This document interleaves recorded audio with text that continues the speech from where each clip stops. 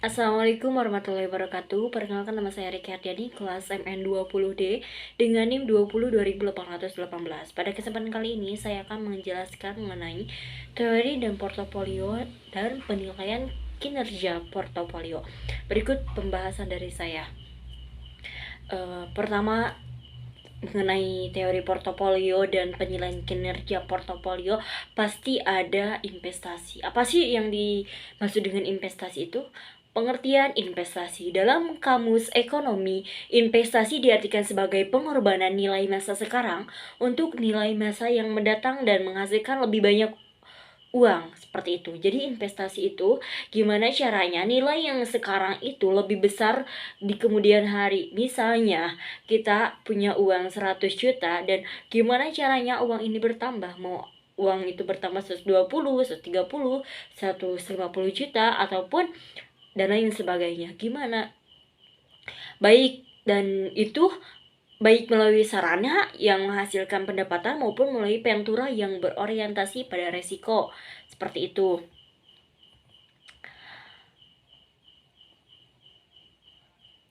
Yang kedua, apa sih yang dimaksud dengan proses investasi? Yang pertama tadi sudah kita bahas pengertian investasi, lalu selanjutnya proses investasi itu bagaimana? Dalam menentukan sekuritas akan dijadikan sebagai wadah investasi, ada beberapa proses yang diperlukan seorang investor sebelum melakukan atau mengambil keputusan. Yang pertama yaitu menentukan kebijakan investasi.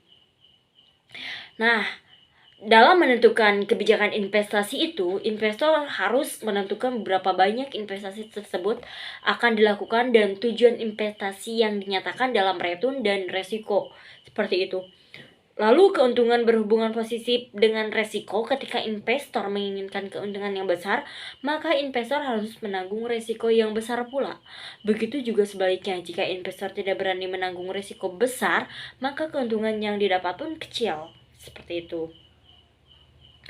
Yang selanjutnya yang kita bahas yaitu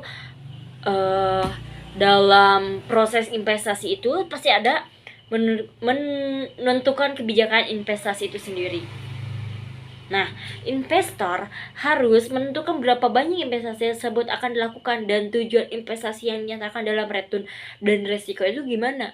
Keuntungan berhubungan positif dengan resiko itu kayak gimana. Ketika investor menginginkan keuntungan yang besar, maka investor harus kayak gimana gitu. Yang kedua itu analisis sekuritas. Analisis sekuritas bisa dilakukan dengan menggunakan analisis teknikal dan analisis fundamental. Jika sekuritas tersebut dianggap mispriced atau harganya salah, mungkin terlalu tinggi atau terlalu rendah, seperti itu. Lalu selanjutnya yaitu pembentukan portofolio. Portofolio sendiri adalah kombinasi atas sekuritas yang dimiliki oleh investor. Tujuan dibentuk portofolio itu untuk memperkecil resiko yang ditanggung melalui diversifikasi, yaitu menyebar resiko ke beberapa sekuritas yang dipilih. Lalu selanjutnya melakukan revisi portofolio. Lalu selanjutnya evaluasi kinerja portofolio itu apakah sudah betul atau masih ada yang kurang, seperti itu. Yang ketiga itu preferensi risiko. Dalam dunia pasar modal, para investor memiliki preferensi karakteristik yang berbeda-beda dalam menghadapi risiko.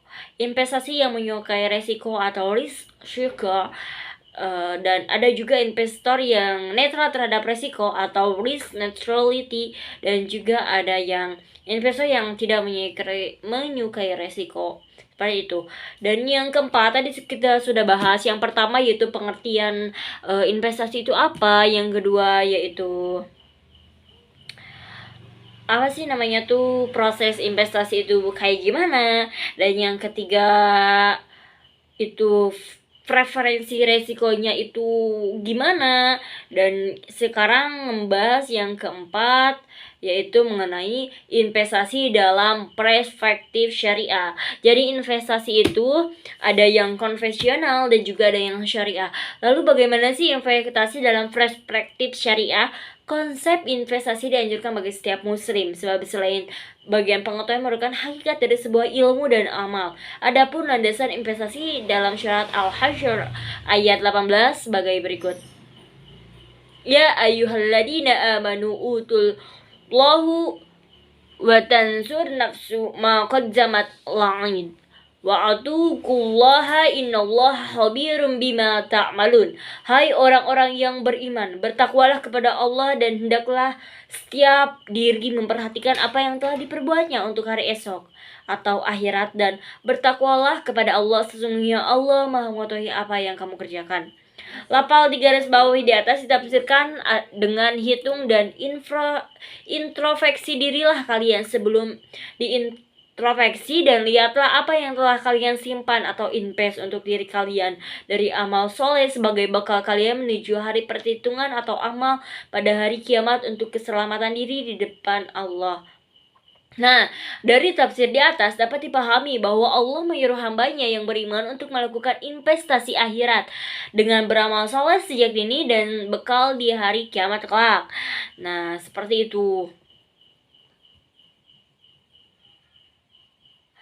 Yang selanjutnya kita bahas yaitu tadi sudah membahas investasi, yang selanjutnya ada membahas analisis portofolio.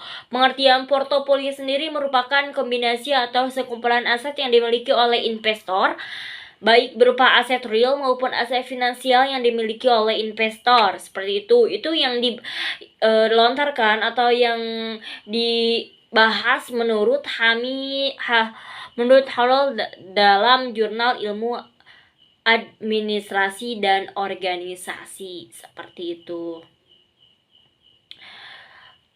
Dalam portofolio sendiri ada beberapa ya. Yang pertama portofolio efisien, lalu portofolio optimal, dan juga return. Seperti itu.